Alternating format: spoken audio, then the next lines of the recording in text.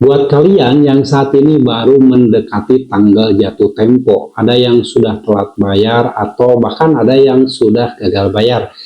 Ada beberapa tahapan yang harus kalian lakukan dan ini penting sekali buat kalian yang betul-betul sudah tidak mampu bayar pinjol. Jadi baiknya silakan disimak baik-baik dari awal sampai akhir sampai kalian betul-betul paham apa sih seharusnya yang harus dilakukan ketika kalian sudah tidak mampu bayar di pinjaman online. Tapi sebelumnya disclaimer dulu teman-teman, saya membuat video ini hanya bertujuan mengedukasi tentang bahaya pinjaman online. Saya tidak pernah bergabung dengan grup manapun, saya juga tidak pernah membuat grup apapun, dan saya tidak pernah menyediakan jasa apapun.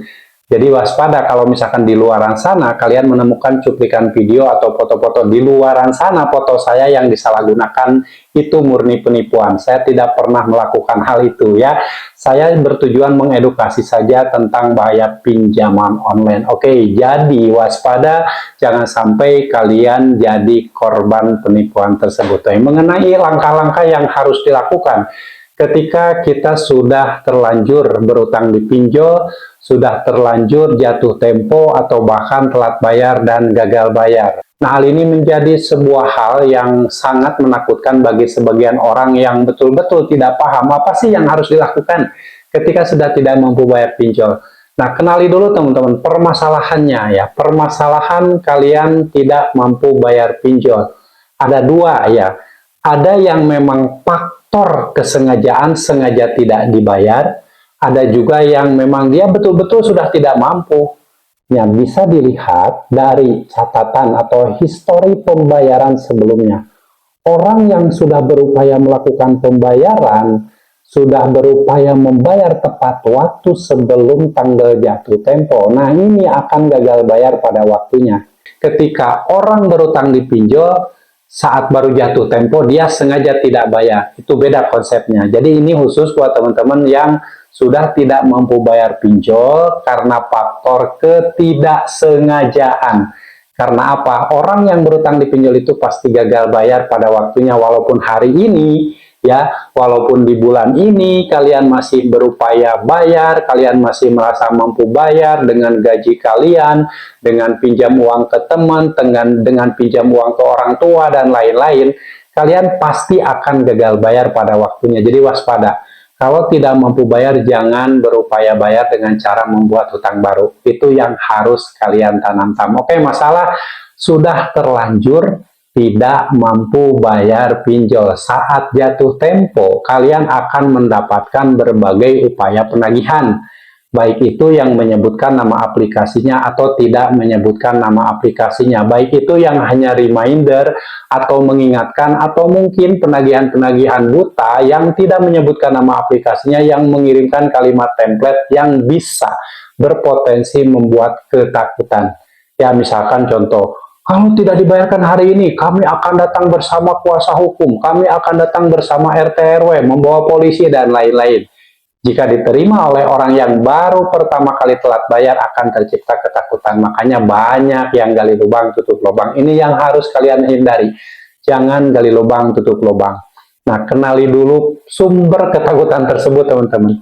Ya, kalau kalian ketika sudah tidak mampu bayar pinjol dan sumber ketakutan kalian itu sudah diketahui, apa yang harus dilakukan selanjutnya? Itu kan, misalkan kalian selalu takut ya ketika membaca WA, ketika membaca email, ketika menerima panggilan telepon, timbul ketakutan, cemas, panik yang asalnya setiap hari kalian berjualan jadi males karena takut dia mengurung diri di rumah. Ada motor berhenti di depan rumah, langsung dilihat dari gorden rumah, tutup lagi, langsung lari lagi ke kamar. Itu kan berlebihan, teman-teman. Lalu ketika kalian sudah membaca chat WA yang asalnya bekerja jadi malas bekerja, karena apa? Ditakut-takuti dengan kata-kata tadi yang dikirimkan ke WA, ke email, dan lain-lain. Nah, inilah yang harus kalian pahami sumber ketakutannya. Jadi harus dihilangkan dulu sumber ketakutannya. Lalu setelahnya, kalau misalkan kalian sudah mengatasi sumber ketakutan tersebut, nah, kendalikan ini. Kendalikan pikiranmu, pakai akal sehatmu, pakai logikamu, ya. ketika dikirim chat WA yang isinya maki-maki, ancaman, dan lain-lain, itu harus kalian blokir secepatnya. Blokir report ya, lalu kalian hapus, nggak usah dibaca lagi. Oke? Tapi kalau misalkan kalian merasa terganggu, terganggu, dapat lagi WA, udah dihapus, dapat lagi, ya sudah. Untuk sementara kalian boleh mengganti kartu, mengganti nomor HP, mengganti WA, mengganti email. Tujuannya apa nih? Untuk menyelamatkan mental dan pikiran dan konsentrasimu. Jangan hanya karena terus-terusan membaca penagihan tersebut jadi malas ngapa-ngapain, malas bekerja. Padahal sumber masalah ketika kalian sudah tidak mampu bayar adalah karena tidak ada duit, padahal sebelumnya kalian sudah setia bayar. Nah, itu kan jadi kalian tahu, oh ternyata permasalahannya tidak mampu bayar itu bukan masalah kami akan didatangi DC lapangan, kami akan mendatangkan RT RW dan lain, bukan itu masalahnya. Kalian harus paham masalahnya berarti, oh saya teh udah gak ada duit, jadi gak mampu bayar, ya sudah, akhirnya gagal bayar.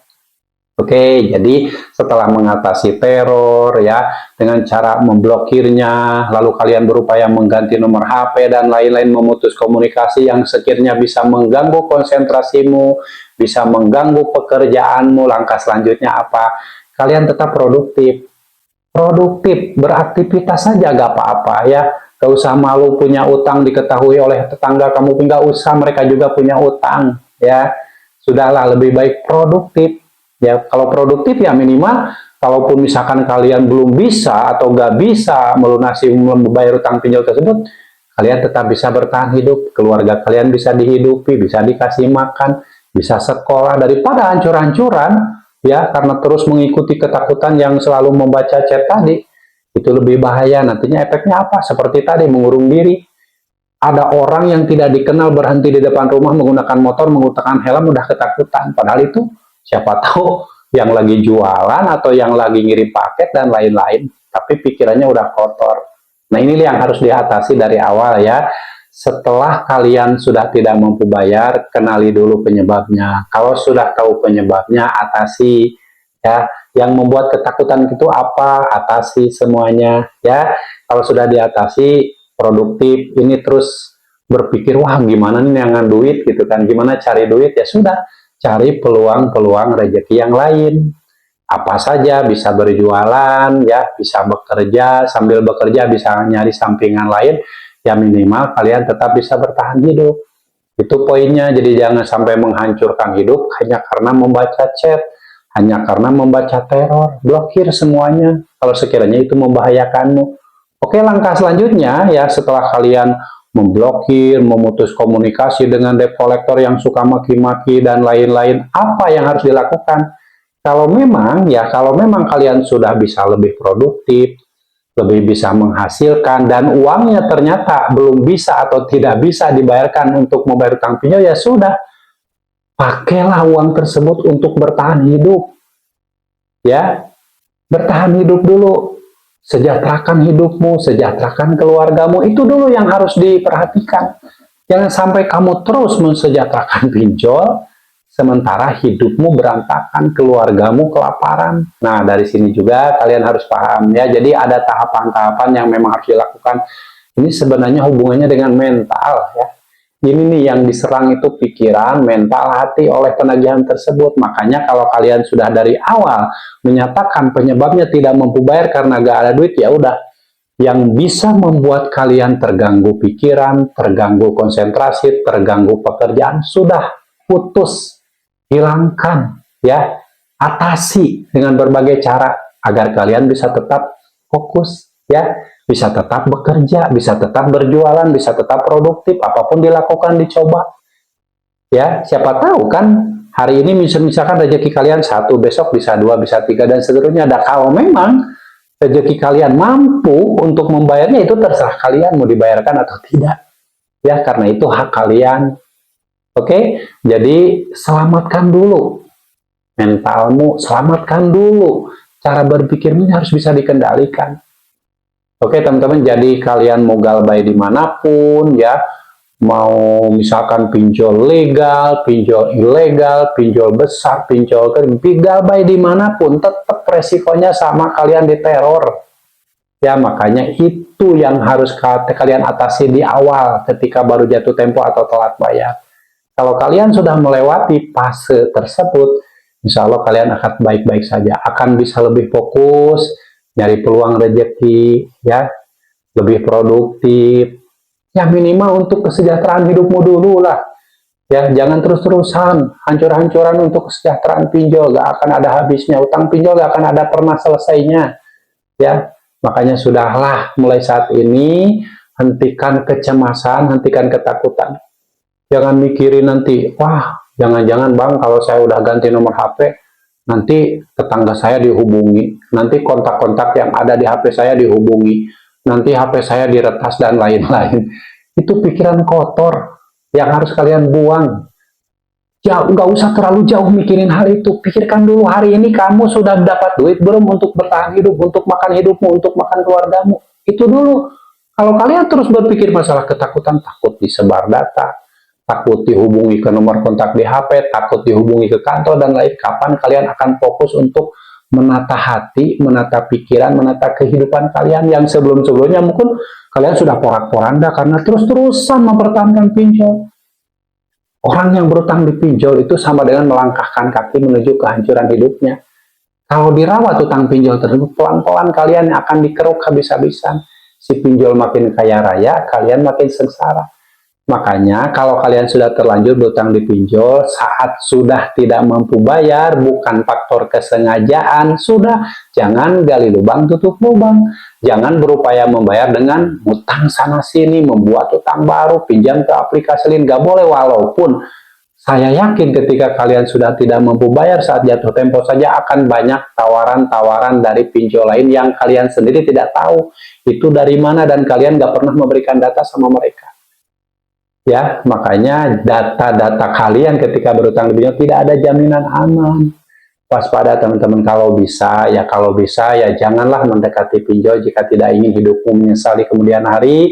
Tapi kalau kalian sudah terlanjur berutang di pinjol, berhenti, jangan gali lubang tutup lubang. Tidak mampu bayar ya sudah berhenti.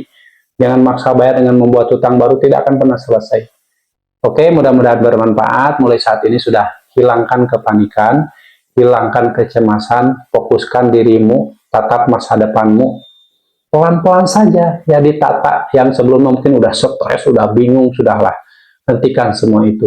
Teror itu hanya kalimat template, tinggal diblokir, report, gak usah dibales, gak usah dibaca, sudah. Ganti nomor HP, ganti WA, ganti email, sudahlah. Dari situ fokuskan pikiranmu untuk kebaikan masa depanmu. Oke, mudah-mudahan kalian paham dan mulai saat ini gak usah takut lagi. Ya, walaupun saya tahu di hari-hari pertama telat bayar, 1 minggu, 2 minggu itu fase yang dimana kita itu harus betul-betul kuat mental. Karena apa? Ribuan teror akan masuk.